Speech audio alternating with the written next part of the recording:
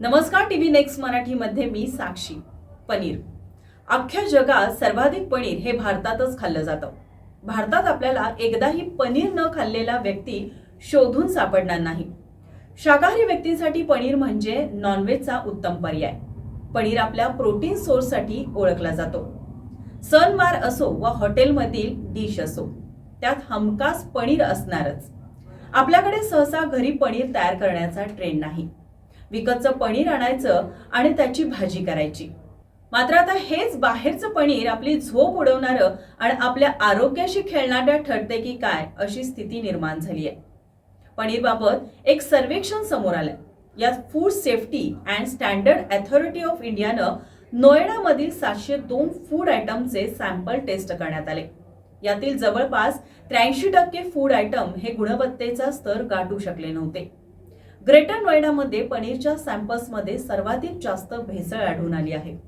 मिळालेल्या माहितीनुसार 83 ठिकाणाहून पनीरचे नमुने घेण्यात आले.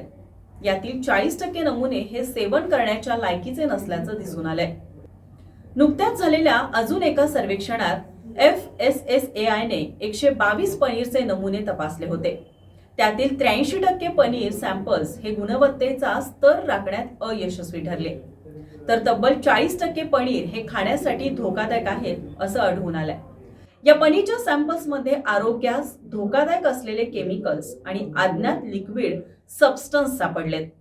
या सर्वेक्षणादरम्यान पनीर पाठोपाठ दुधात देखील मोठ्या प्रमाणात भेसळ होत असल्याचं दिसून आलं. 43 दुधाच्या सॅम्पल्सपैकी 19 सॅम्पल्समध्ये हानिकारक पदार्थ आढळून आलेत. याचबरोबर तुपामध्ये देखील भेसळ करण्यात येत आहे. गोळा केलेल्या नमुन्यांपैकी 38% नमुने हे गुणवत्तेचा स्तर मॅच करू शकले नाहीत. फक्त लोण्यामध्ये कोणत्याही प्रकारची भेसळ आढळून आलेली नाही. पनीरमध्ये भेसळ करण्याचा एक विशिष्ट पॅटर्न देखील संबंधित संस्थेला दिसून आलाय. यात स्टार्च, डिटर्जंट, सिंथेटिक दूध, युरिया आणि कॉस्टिक सोडा प्रमाणाच्या बाहेर प्रिझर्वेटिव्ह, मिल्क पावडर यांचा अतिवापर होतोय. पनीरमध्ये स्टार्चचा वापर हा त्याला घट्टपणा यावा यासाठी केला जातो. मात्र त्यामुळं पचनक्रिया बिघडू शकते. फेक पनीर तयार करण्यासाठी त्यात डिटर्जंट किंवा सिंथेटिक दूध देखील मिसळलं जातं. यामुळे पोटदुखी, उलट्या होऊ शकतात. असं फेक पनीर सातत्यानं खाल्लं तर ऑर्गन डॅमेज देखील होऊ शकतात. सिंथेटिक दुधात युरिया किंवा कॉस्टिक सोडा देखील मिसळला जातो. हेच सिंथेटिक दूध फेक पनीर तयार करण्यासाठी देखील वापरलं जातं. हे खूप विषारी असतं. याचा परिणाम थेट किडनी आणि लिव्हरवर होतो. तसंच भेसळयुक्त पनीरमध्ये प्रिझर्वेटिव्हचा देखील वारेमाप वापर होतोय. यामार्फत उन्हाळ्यात पनीरची शेल्फ लाईफ वाढवण्याचा प्रयत्न केला जातोय. मात्र याचा आरोग्यावर विपरीत परिणाम होऊ शकतो. प्रिझर्वेटिव्हच्या अतिरिक्त वापरामुळे कॅन्सर, लिव्हर डॅमेज किंवा ॲलर्जिक रिॲक्शन्स देखील होऊ शकते. फेक पनीर हा फक्त नोएडा आणि दिल्ली भागातला विषय नाहीये. पनीर तयार करताना त्यात हानिकारक पदार्थ मिसळण्याचे प्रकार सबंध देशभर सुरू आहेत.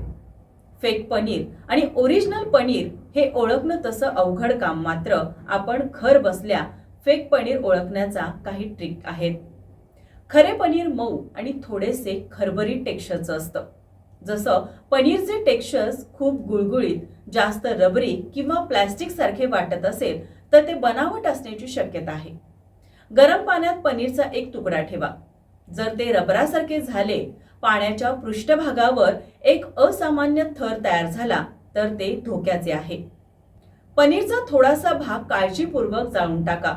जर त्यातून प्लॅस्टिक सारखा वास येत असेल तर त्यात कृत्रिम पदार्थाची भेसळ आहे. थोड्या प्रमाणात पनीर बारीक करा आणि त्यात आयोडीनचे काही थेंब घाला.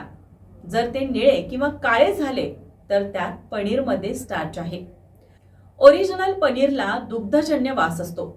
जर पनीरचा आंबट किंवा रासायनिक वास आला तर ते भेसळयुक्त पनीर असू शकतं. पनीर उत्तम प्रोटीन सोर्स आहे. भारतात पनीरची मागणी प्रचंड प्रमाणात वाढली आहे. त्यामुळं त्यात भेसळीचं प्रमाण देखील वाढलंय. अशा वेळी आपण सतर्क असणं गरजेचं आहे.